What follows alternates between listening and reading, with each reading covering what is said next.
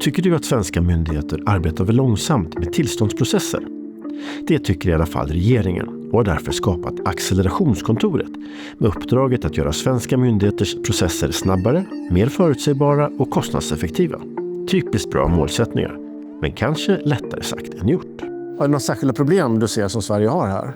Ja, men det finns en rad systemfel i Sverige i dagsläget. Det ena är att svenska myndigheter måste mäta och förhålla sig till tid.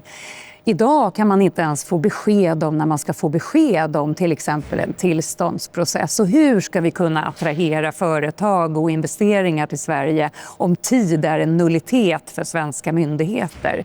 Och den andra frågeställningen den handlar om att statliga myndigheter i allt för stor utsträckning överklagar andra statliga myndigheter idag.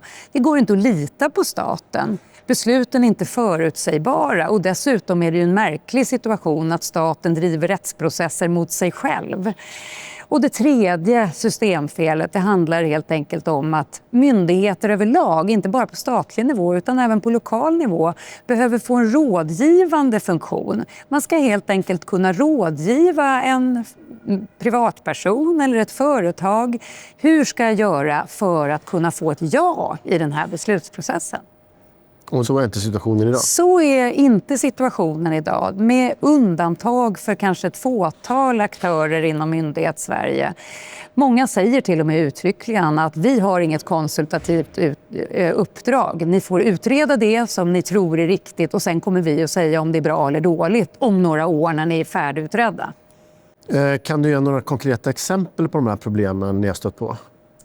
Ja, men väldigt mycket handlar om management och kulturutmaningar på myndigheter. Vi har exempel där ärenden har blivit liggande på hög i flera månader på grund av långtidssjukskrivningar, vab eller för att en tjänsteman har slutat och en ny handläggare har kommit till och därmed börjar handläggningen om från början. Det är ett arbetssätt som vi inte kan ha i Sverige. Hur ligger Sverige då jämfört med andra länder när det gäller sådant här? Ja, men det är klart att ibland går vi ju verkligen i bräschen. Till exempel i Sverige så går den gröna omställningen i bräschen och där är företagen ligger i framkant. Men i Sverige så har vi ju ett antal processer där vi skiljer ut oss och det skulle jag vilja säga är att vi är överbyråkratiska. Vi söker det perfekta beslutet, men det perfekta beslutet utifrån ett myndighetsperspektiv, det finns ju inte för att om man ska utreda allting år efter år efter år fram till 5 år senare, då kommer man ändå inte få det perfekta beslutet därför att verkligheten ser annorlunda ut. Så jag tror att svensk myndighetsutövning måste bli mera good enough. Vad är en lagom nivå för att kunna driva fram en konkurrenskraftig verksamhet i Sverige? Handlar de här problemen om stora belopp? Det är gigantiska belopp. Dels handlar det ju om att Sverige tappar i tillväxt och konkurrenskraft. Sen handlar ju alla olika typer om byråkratiska processer, överklaganden. Det går ju åt otroligt stora mängder av tid för att driva detta. Och tid är pengar.